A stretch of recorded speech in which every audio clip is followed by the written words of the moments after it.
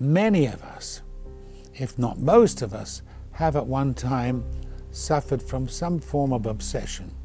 It interferes with your daily work, your daily life. The bug keeps repeating itself.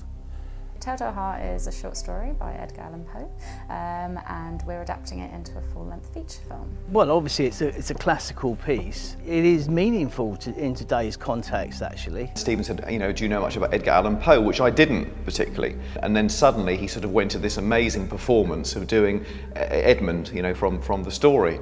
And he sort of did about 10 minutes at the dinner table, and I was just completely captivated by what he was doing. The opportunity to work with a consummate professional like Stephen Burkoff was just such a great opportunity we couldn't pass on. It's a most remarkable study of a man who is obsessed by something over which he has no control.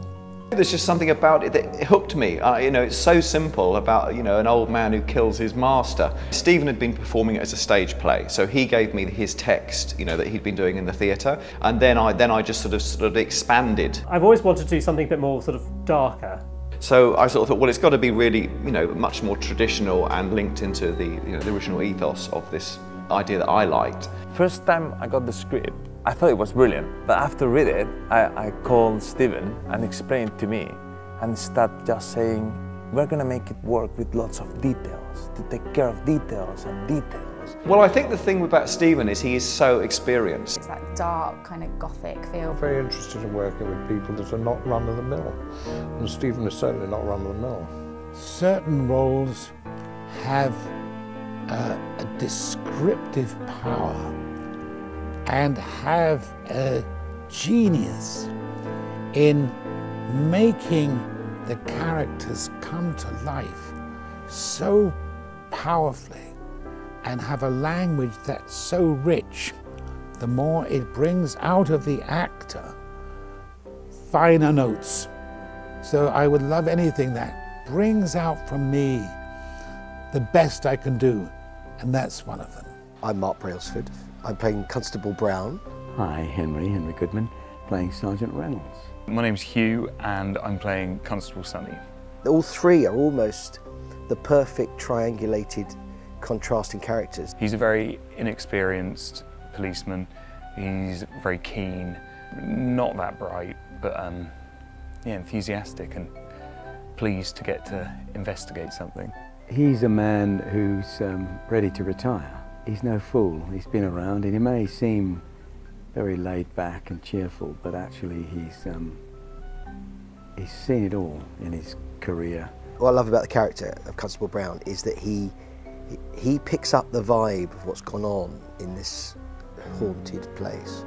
It carries this sense of menace and horror, clearly. We all suffer sooner or later from one obsession or another.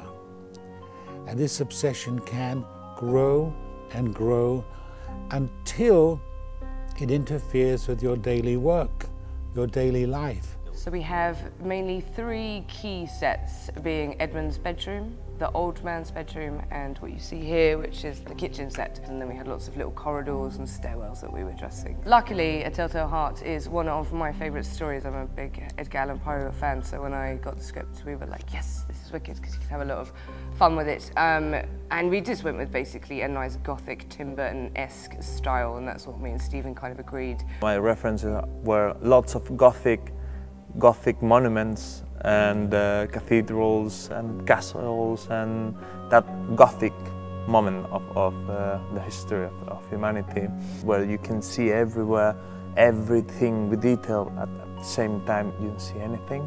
With the body parts, Claudette did an amazing job. She got all these parts, I don't know where from her cupboard, and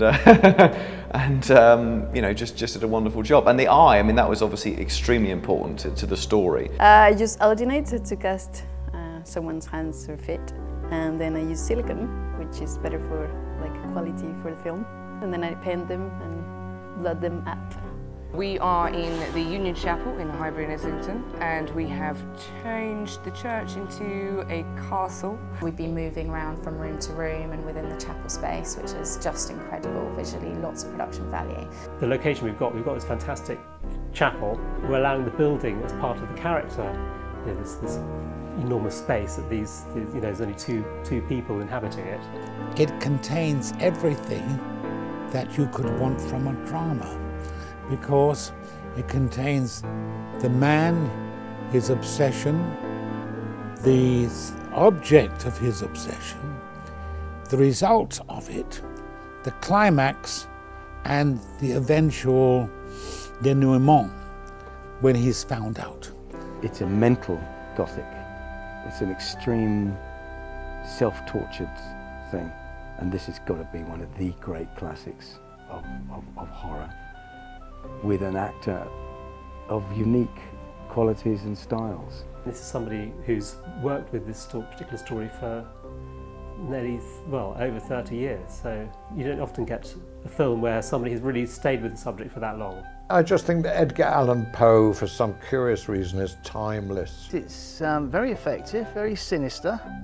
I think Stephen looks great. This is a classic horror movie, and but in the suspense tradition, it has that overarching Edgar Allan Poe Victorian Gothic fug of terror.